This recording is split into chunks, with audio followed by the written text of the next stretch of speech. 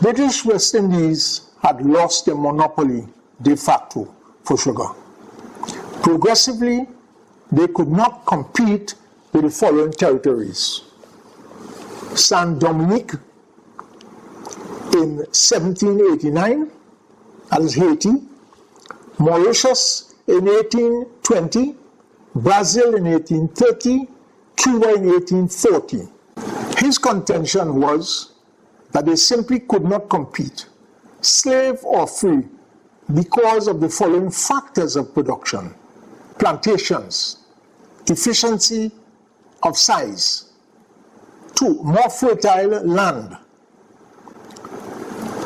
Therefore, overproduction demanded abolition in 1807. Overproduction demanded emancipation in 1833. Williams built his thesis on what to him was already in the domain of spoken public comments presented by several reputable persons and what was in the official documentation in Britain. The West Indies, once the source of great wealth for Britain derived from mainly sugar, had become a financial burden. The maintenance of the monopoly of West Indian sugar tariffs was being opposed by the growing industrial capitalists in Britain, who would prefer to be able to buy sugar from Brazil, Cuba, and India, and several other cheaper sources. They advanced that the free market was not only in their financial interests, but was the way of the future of industrial capitalism. The West Indian supply was diminishing and therefore needed less labor. They had come up against economies of scale, and where the larger estates in Cuba and Brazil were able to produce more sugar per acre due to less exhaustive soils. All these economic arguments against West Indian monopoly were becoming public knowledge. Sugar from the West Indies simply cost too much. Many of the sugar estates were in financial crisis, Jamaica in particular, due to debt. The British West Indies had lost their monopoly de facto from sugar. They simply could not compete against the following countries: Saint Dominique, 1789, Mauritius in 1820, Brazil in 1830, Cuba in 1840. He concluded overproduction demanded abolition of the slave trade in 1807, and overproduction demanded emancipation in 1833. Purely based on economics, Williams argued that the West Indian sugar had come to its end, and therefore, first the slave trade in 1808, and later slavery itself, the two forces that were to lead the charge for its end were the industrial capitalists who wanted free trade and the end of monopoly of West Indian sugar, and they therefore joined with the humanitarians and pressed Parliament for emancipation. It was also by then more popular with the British public, who it was easy to convince that they were paying more for West Indian sugar. They were, in effect, the commercial capitalists who were the sole beneficial or financial beneficiaries, Williams argued. A century before, he argued, the British had complained of West Indian underproduction. Now they were complaining about West Indian overproduction. Williams, in the chapter on the development of British Capitalism from 1783 to 1803, 50 years, documents the decreasing importance of British West Indies to the economy of Britain. This is elaborately presented in his thesis. The period saw the development of the first industrial revolution, that is from 1750 through 1783 to 1833. Independence in America came as a result of the war, or the jumping off point. He follows the development of the steam engine, the development of iron smelting or the iron industry, the development of the cotton mills in England, and the new world, thanks to Eli Whitney, the cotton gin. This was the age of machinery and metallurgy. The wool industry, worsted mills. Britain had in fact become the center of the world's production of cotton and of wool. She was clothing the world and had become the world's bankers. Between 1820 and 1830, over 1/3 of the United States export went to Britain, and the United States took 1/6 of British exports. Williams presents. The revolutions of Latin America opened up wide vistas of British trade. Once the barriers of Spanish mercantilism had been broken down, and the Latin American governments found willing lenders in English financial circles, Britain was by this time to depend on highly desirable qualities of wool from Australia by 1828, whereas up to 1815, Britain has previously depended on a supply of wool chiefly from Spain, Portugal, and Germany. The British West Indies were thus becoming increasingly negligible to British capitalism, judged by the standards of economic imperialism. The British West India Company, a considerable success about 1750, were a failure 80 years later in 1830, Williams reminds us. Williams further asks that the West Indies, the British West Indies, in 1832 was socially an inferno. They were economically what was much worse, an anachronism. Williams quoted that the fruits of the labor of these slaves has long been converted into the means of making us slaves at home. So the British felt.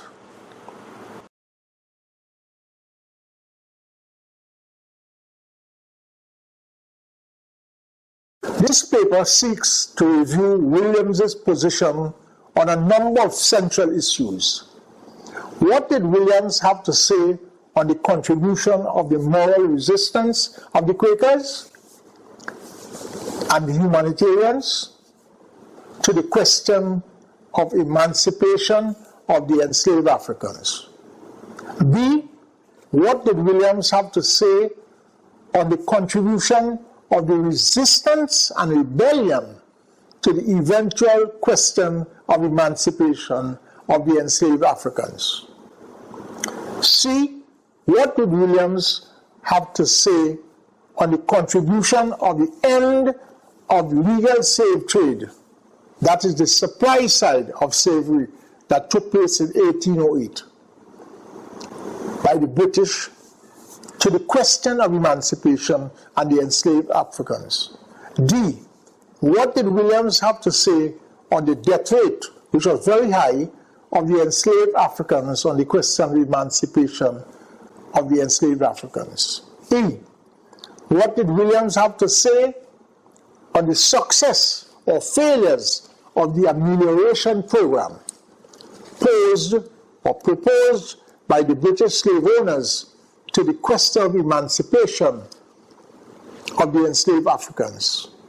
F, what did Williams have to say on the economics, the efficiency or productivity question of slavery, and the question of emancipation of the enslaved Africans?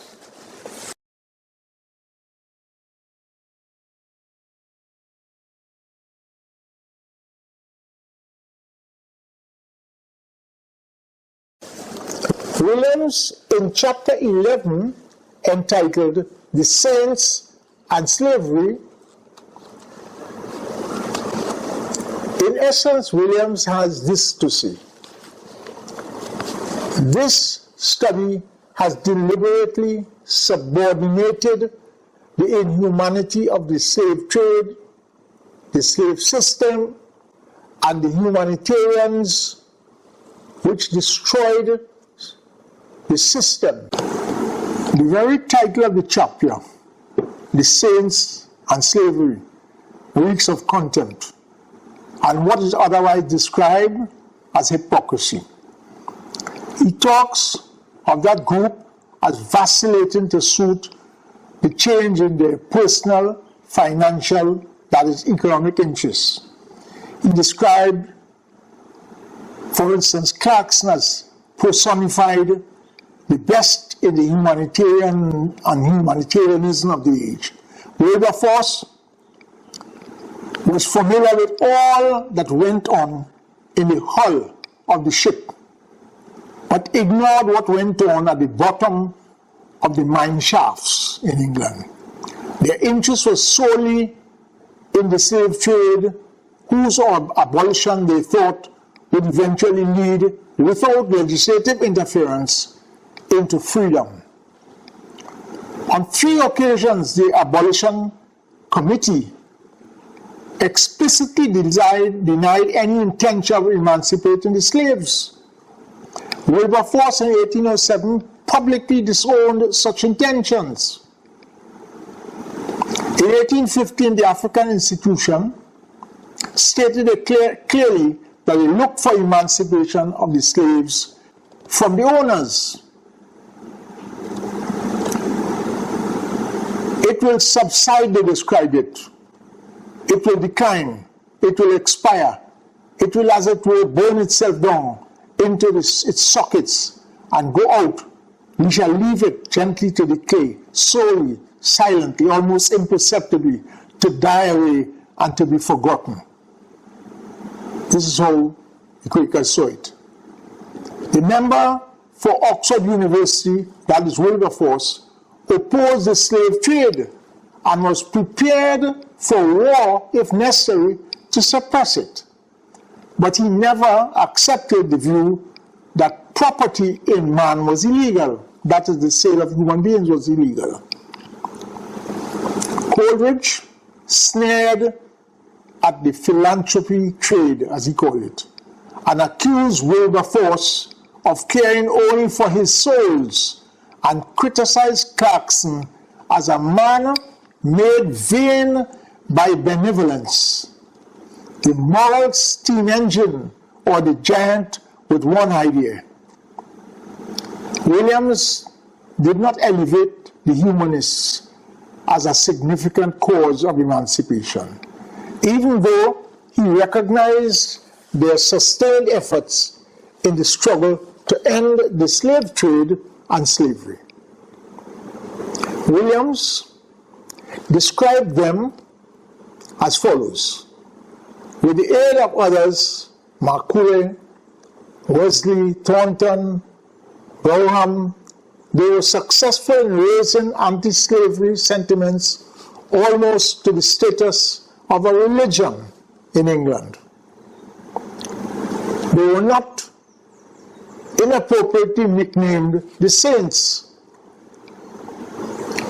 The question of Indian slavery was to continue beyond 1842, where Williams claimed that the abolitionists were not up in arms to have it abolished, as they owned East Indian stock. James Cropper was the greatest importer of East Indian sugar to Liverpool, Williams continued.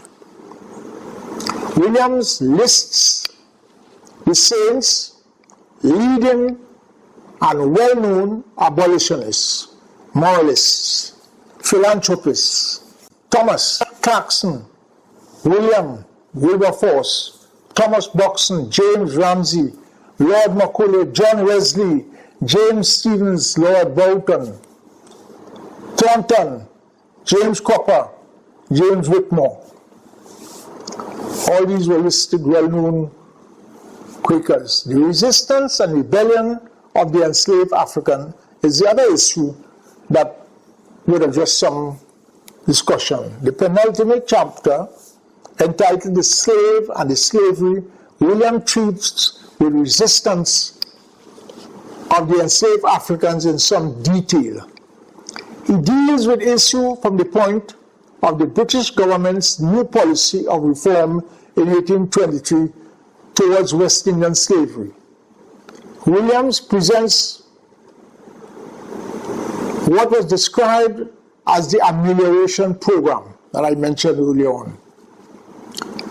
Quote, abolition of the whip, abolition of the Negro Sunday market by giving Negro slaves another day off to permit them time for religious instructions, prohibition, the flogging of female slaves, compulsory manumission of the field and domestic slaves, freedom of female children born after 1823, the admissibility of evidence of slaves in court of law, the establishment of saving banks for slaves, a 9-hour day, and the appointment of a protector of slaves whose duty it was, among other things, to keep official records of the punishment inflicted on the slaves. It was not emancipation, but amelioration. Not revolution, but evolution. Slavery will be killed by kindness, Williams described it. There was a refusal by the crown colonists, a catalogue of indulgences, they saw it, to the blacks, Williams reported.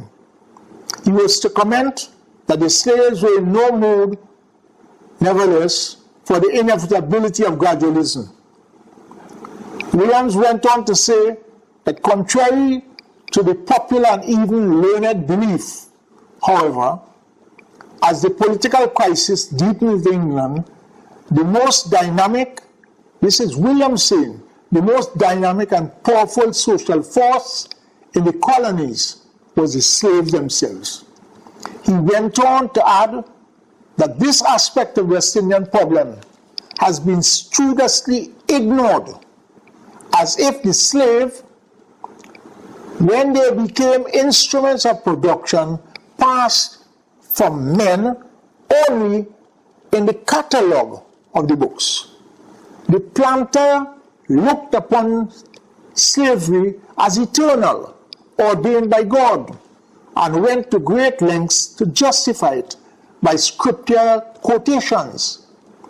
There were no reasons why the slave should not think the same. He took the same scriptures and adapted them to his own purpose. To coercion and punishment, he responded with indolence and sabotage and revolt, Williams reminds us. He added that docility of the Negro slave is a myth. And Williams lists the Maroons in Jamaica, the Bush Negroes in British Guyana, were the runaway slaves who had extracted treaties from the British government and lived in their mountain fortresses or jungle retreats, Williams reminds us. Williams pointed out that the slave revolts and successful revolution of 1791 and 1804 in Saint Dominique or Haiti was a landmark, and that every white slave owner in Jamaica, Cuba, or Texas lived in dread of another Toussaint Louverture. Of Barbados, he recalls, the public mind is ever trembling, alive to the dangers of insurrection. Williams went on to talk about the frequency and the intensity of slave revolts after 1800, reflect the growing tensions which reverberated in the stately halls of Westminster. He lists the revolts in the following islands: British Guiana in 1808, Barbados in 1816, British Guiana 1823, Jamaica 1835, Antigua 1831. The slaves believed that God had made them in the same flesh and blood as the whites, that they were tired of being slaves to them, that they should be free and that they would not work anymore. Williams quotes, they rejected the assurance of the governor in British Guiana after 50 plantations revolted and slaves were demanding unconditional emancipation. They rejected offers of gradual and improvements of conditions and declared that they would be free. The opposition continued despite execution of ringleaders. In each case, in Trinidad there was Daga and there were a number of others in Jamaica. Williams recalled a Jamaican writer to the governor, the question will not be left to arbitrament.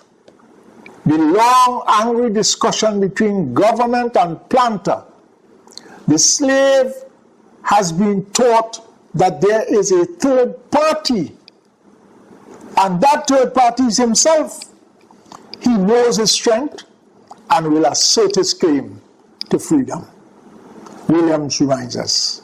Williams writes, quote, in 1833, therefore, the alternatives were clear: emancipation from above or emancipation from below. But emancipation. Economic change, the decline of the monopolists, the development of capitalism, the humanitarian agitation in British churches, contending perorations in the halls of Parliament had now reached their completion in the determination of the slaves themselves to be free. The Negroes had been stimulated to freedom by the development of the very wealth which their labor had created. Williams quotes. In spite of all of this, Williams would maintain that the principal cause of emancipation and the end of slavery in the British West Indies was economic. To me, that is very strange, in spite of all that I've just said. He does not even place the resistance, the rebellion and the revolt of next importance. He does not deny the restlessness, the revolt, the resistance of the slaves themselves had doomed slavery.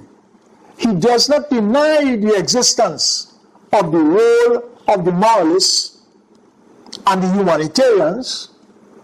What he is saying, in fact, is that nevertheless, in spite of all of that, the economics was the root cause, that it was at the bottom of everything. He was to maintain that this was the fundamental cause. In fact, he hints at the resistance of the slaves by way of the most of the time he merely was as idle as possible. That's how Williams saw the resistance. The image of the lazy African was the willful resistance in his own interests. All of this. Yet Williams does not raise the resistance to a high level as the cause, second cause of emancipation.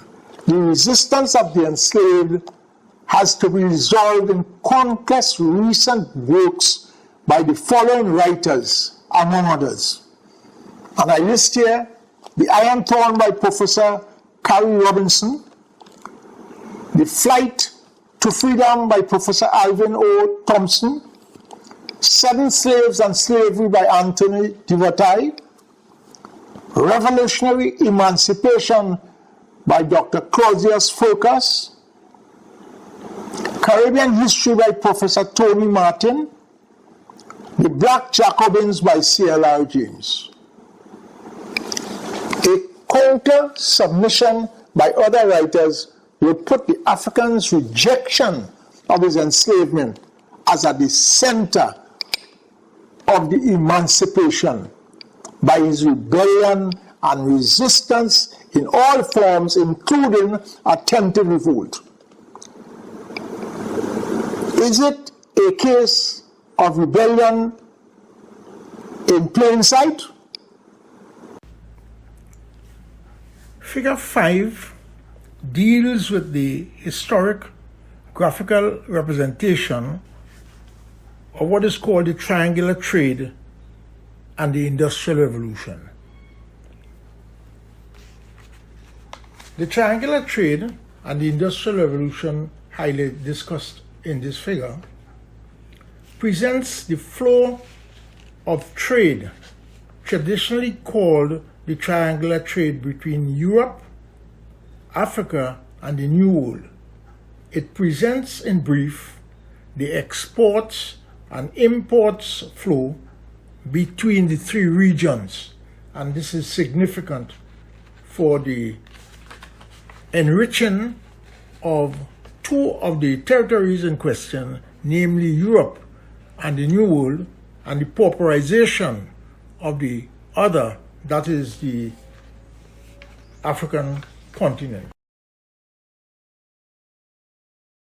The British outlawed the slave trade in 1807, but the African slave trade was to be carried out for decades after, mainly by the Portuguese and the Spanish.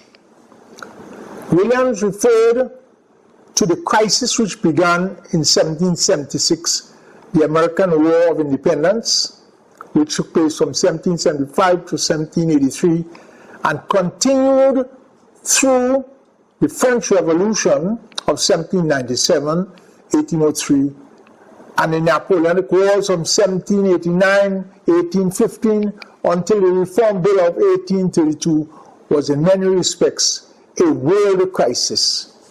Williams traces the emancipation of 1833 of the West Indian slave from the War of Independence of the American colonies. With reference to the trade, he pointed out that after 1807, the British West Indians were denied the slave trade. And after 1833, they were denied slave labor. That was precisely what free trade in sugar meant.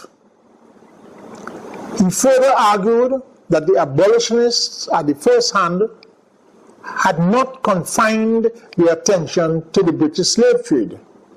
They had dreamed of nothing short of total and universal abolition of the slave trade, William tells us, hoping that this would damage the economy of the French.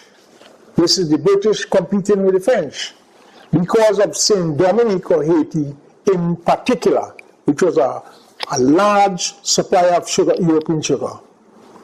In chapter 8, The New Industrial Order, Williams pointed out, if West Indian slavery was detestable, West Indian monopoly was unpopular, and the united odium of both were more than the colonies could bear. The attack falls into three phases: the attack on the slave trade, the attack on slavery itself, and the attack on preferential sugar duties. The slave trade was abolished in 1807, slavery in 1833, and the sugar preference in 1846. Williams reminds us. he summarizes it thus. Overproduction in 1807 demanded abolition. Overproduction in 1833 demanded emancipation. The slave trade was no longer a financial option for Britain, and hence it was ended. Williams does not argue the case for the end of the slave trade in 1807, although he turns to the development of the first industrial revolution in Britain and the industrial capitalists versus the agricultural or commercial capitalists as the central contradiction in the period of 1750, that is, and 1850.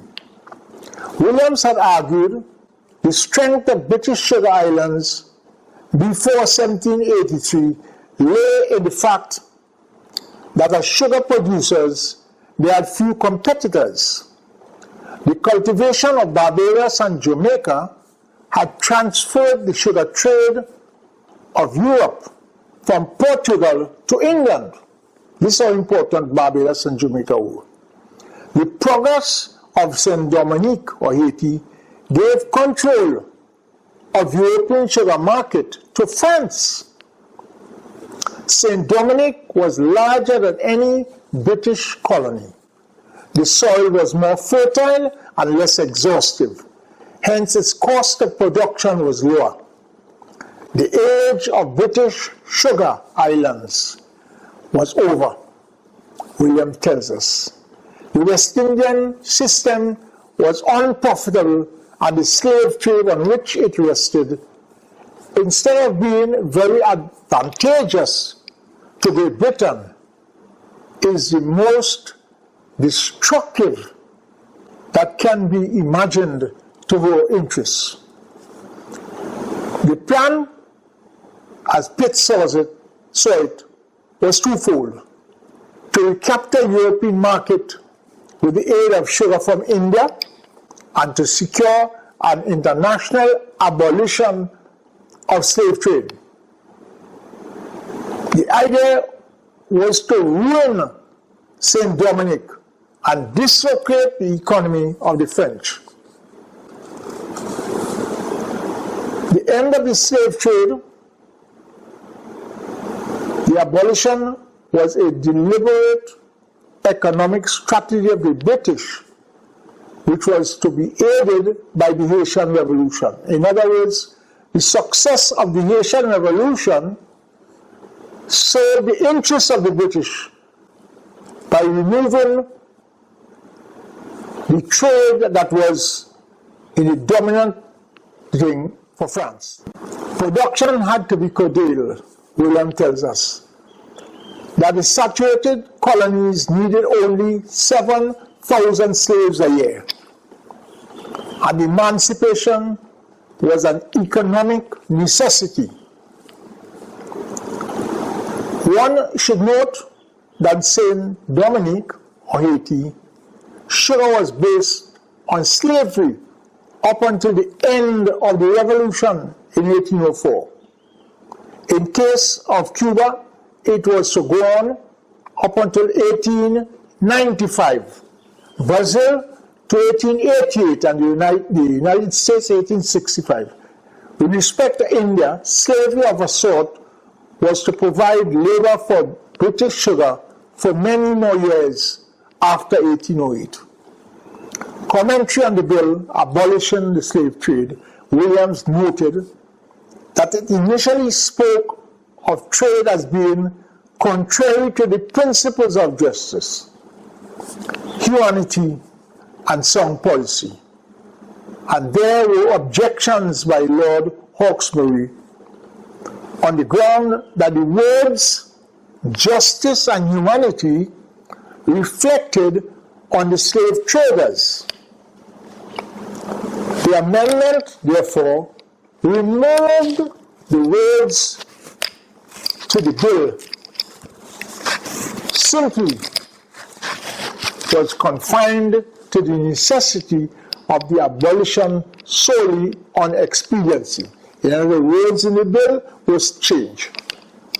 Williams cited, nevertheless, the inconsistencies between the abolitionists on the question of A, the slave trade between Africa and Brazil, but not the slave trade between Virginia and Texas.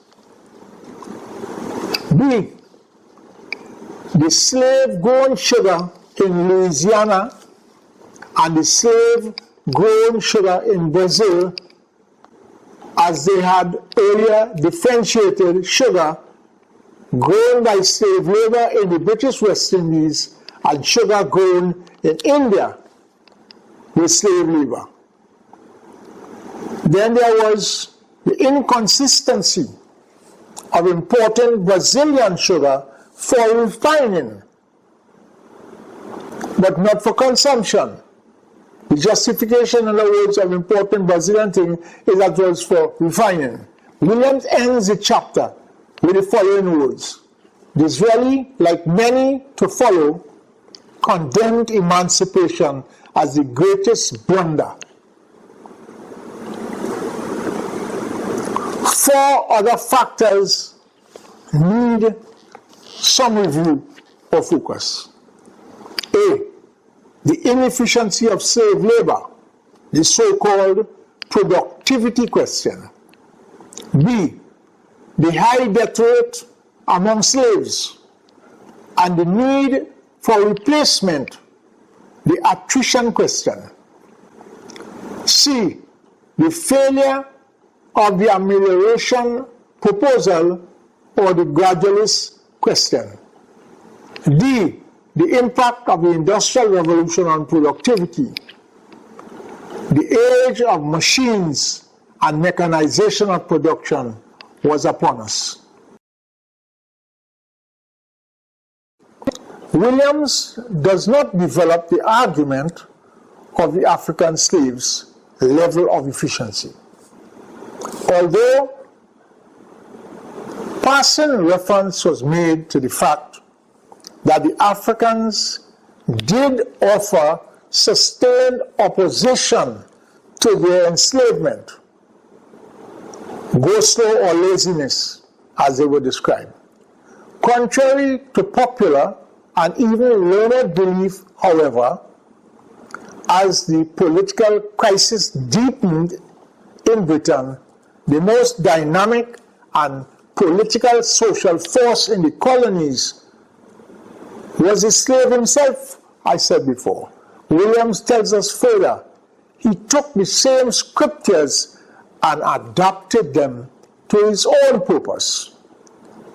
To coercion and punishment, he responded with indolence, sabotage, and revolt. Most of the time, he merely was as idle as possible. This was his usual form of resistance, passive resistance. Again, Williams notes. Some who opposed Wilberforce described the slaves as fat and lazy niggers. Williams notes. The steam engine and the cotton gin changed Manchester's indifference into downright hostility to slavery. They were later to advocate the admission of Brazilian sugar for refining, based partly on the fact that it would increase employment for the industrious laboring classes in England, of course. Here it was, the British working class versus the African slaves of the British West Indies. But in fact, it was the British industrial capitalists versus the commercial capitalists and the estate owners in the Caribbean, or better still, the free traders versus the monopolists or the defenders of the and protectors of the sugar plantations.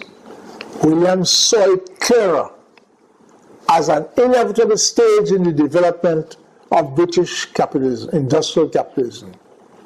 Birmingham was one of the many industrial centers which voted in 1833 for a shorter period of apprenticeship under the Emancipation Act. Williams saw this as the perpetuation of Negro slavery in a modified form. The point here he advanced was that at the time of the vote in Parliament in 1833, Sheffield, like Manchester and Birmingham and other centers of industry, were then represented in Parliament. So these areas had representation in Parliament, unlike before in 1832 when the same day came. Williams went on to describe the relationship between Liverpool and Manchester as it was no longer West Indian slavery but American, no longer sugar but cotton in the age of mercantilism. Manchester was Liverpool's hinterland in the age of laissez-faire. Liverpool was Manchester's suburb, as Williams would have it. Williams points out that the merchants and the ship owners of Liverpool expressed the hope that while Parliament was legislating for the benefits of slaves in distant colonies, it would also consider the present conditions and future welfare of the laboring population at home.